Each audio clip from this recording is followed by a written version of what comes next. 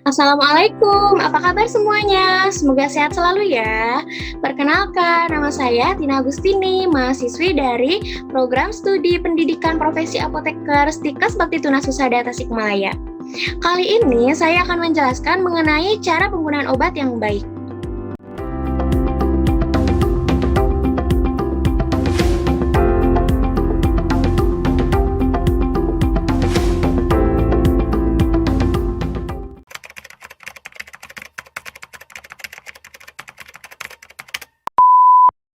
Penggunaan obat merupakan salah satu bagian yang tidak dapat terpisahkan dalam upaya menjaga kesehatan dan penyembuhan suatu penyakit. Kesalahan dalam penggunaan obat atau penggunaan dosis yang tidak sesuai dapat menyebabkan masalah kesehatan baru. Masalah kesehatan yang saat ini menjadi perhatian utama adalah resistensi atau kekebalan antibiotik. Ini dikarenakan penggunaan antibiotik yang tidak sesuai dengan kebutuhan klinis dan juga antibiotik yang tidak dihabiskan. Antibiotik ini dapat menyebabkan bakteri menjadi resisten, kemudian dapat membahayakan diri sendiri dan juga orang lain. Karena bakteri resisten ini dapat menyebar kepada orang lain dengan cepat. Nah, kalau misalkan bakteri resisten, itu dikarenakan apa sih? Misalkan yang karena kita tidak menghabiskan antibiotik tersebut. Kita sakit, kemudian kita mengobatinya dengan antibiotik karena sakitnya itu diakibatkan oleh bakteri. Bakteri tersebut ketika sudah lemah atau katakan saja pingsan, terus kita merasa sudah sehat, terus kita menghentikan antibiotiknya, padahal antibiotiknya belum habis, itu salah. Karena antibiotiknya tersebut dapat hidup kembali, ketika hidup kembali berkembang biak, diobati dengan antibiotik itu sendiri, tidak akan sembuh karena sudah kebal, karena sebelumnya antibiotik tersebut belum mati dengan sempurna. Nah, ketika antibiotik tersebut menyerang untuk membunuh bakteri tersebut, dia sudah kenalan sebelumnya, sudah tahu bagaimana cara melawan antibiotik tersebut, maka sudah kebal, tidak dapat sembuh. Bagaimana kalau misalkan antibiotik tersebut sudah tidak dapat mengobati bakteri tersebut? Jadi bakteri resisten tersebut sudah kebal terhadap semua jenis antibiotik yang ada, maka sudah tidak dapat diobati. Paling bahaya, bakteri resisten tersebut dapat menyebabkan kematian. Beberapa obat bebas terbatas, itu dapat dengan mudah didapatkan oleh kita di pasaran. Tetapi, kita tetap harus tahu cara penggunaan obat yang tepat dan membaca informasinya dengan cermat. Apa saja informasi yang harus diperhatikan? Yang pertama adalah komposisi obat, merupakan informasi mengenai kandungan zat aktif obat tersebut. Dapat berupa zat tunggal, contohnya adalah paracetamol, dapat berupa kombinasi dari berbagai macam zat aktif, contohnya obat flu berisi fenilpropanolamin, chlorpheniramine maleat, paracetamol, dan salisilamid. Itu gabungan dari beberapa zat aktif. Hal yang harus diperhatikan lagi indikasinya. Obat ini berkhasiat sebagai apa sih?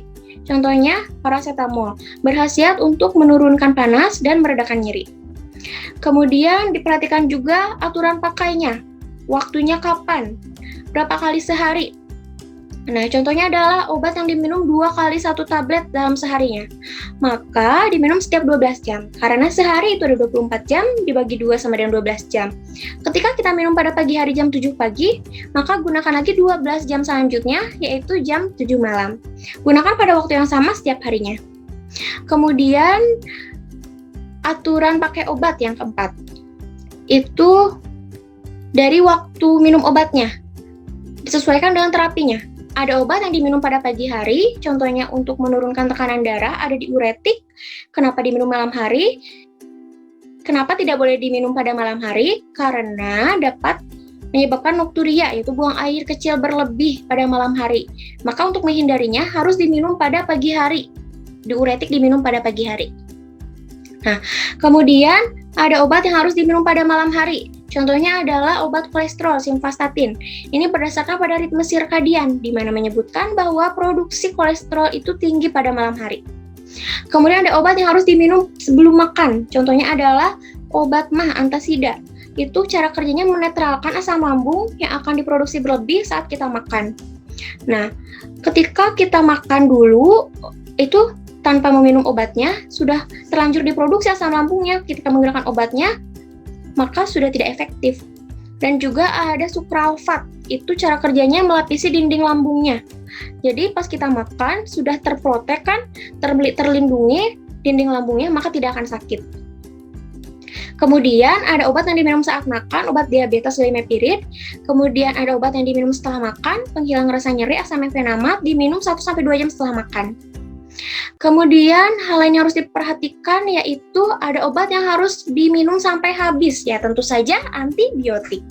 Kemudian ada obat yang diminum jika perlu saja, contohnya paracetamol. Kalau misalkan kita menggunakannya untuk meredakan nyeri, ketika nyerinya sudah hilang, hentikan saja penggunaannya. Kemudian ada obat yang cara penggunanya dikunyah, yaitu tablet kunyah antasida contohnya. Kemudian ada obat yang diracik dalam bentuk sediaan suspensi, dibuat dalam bentuk diproduksi dalam sediaan suspensi, maka itu harus dikocok terlebih dahulu. Tercantum dalam botolnya suspensi di sana. Nah, suspensi itu berisi zat aktif yang tidak terlarut dalam pelarutnya, maka dapat mengendap, dan kalau mengendap itu berarti zat aktifnya yang banyak di bawah, sementara di atas sedikit. Kalau kita menuang tanpa mengocoknya, berarti kita menuangkan yang kadar zat aktifnya sedikit. Itu dapat tidak sesuai dengan apa yang kita butuhkan kadarnya, sehingga efek terapinya tidak akan tercapai, tidak akan sembuh kita.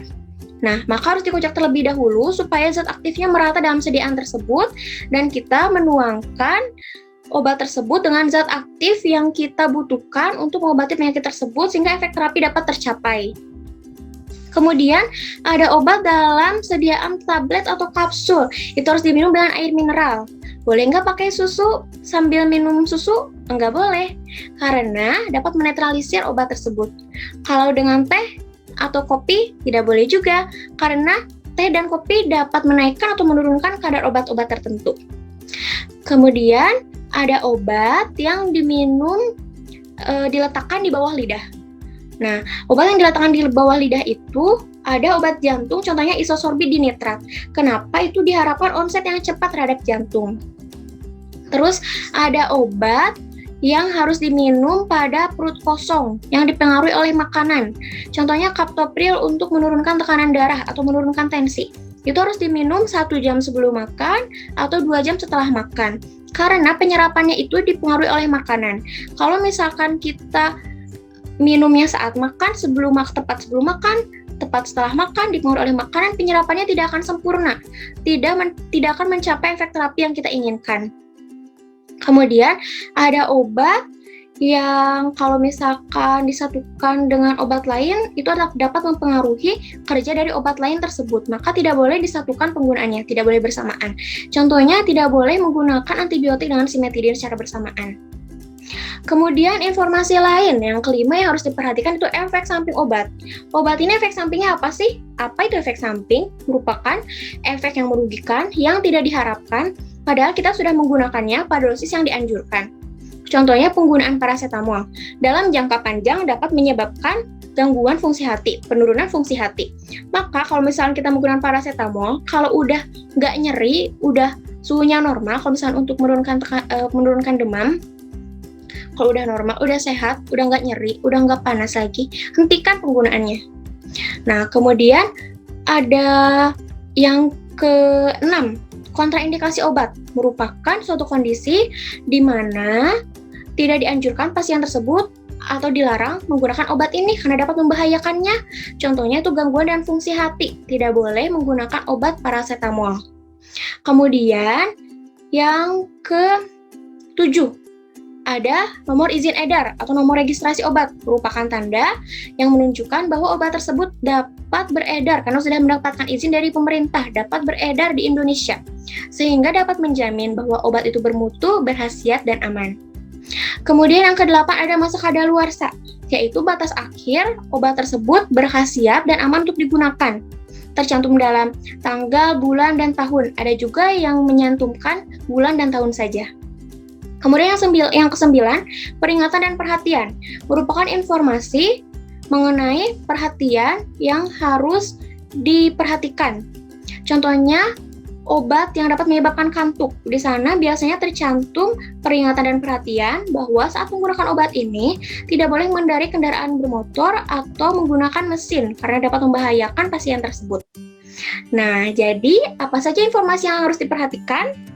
Komposisi, indikasi, waktu pakai, aturan pakai, efek samping, kontraindikasi, nomor izin edar, masa kadaluarsa, peringatan dan perhatian. Penting sekali untuk kita untuk meningkatkan kepedulian, kesadaran, pemahaman, keterampilan mengenai cara penggunaan obat yang tepat supaya kita mendapatkan efek terapi yang kita harapkan sehingga kita dapat sembuh dari penyakit tersebut dan tidak menyebabkan masalah kesehatan yang lain. Gunakan obat dengan tepat, baca informasi dengan cermat. Tanya obat, tanya apoteker. Terima kasih. Wassalamualaikum warahmatullahi wabarakatuh.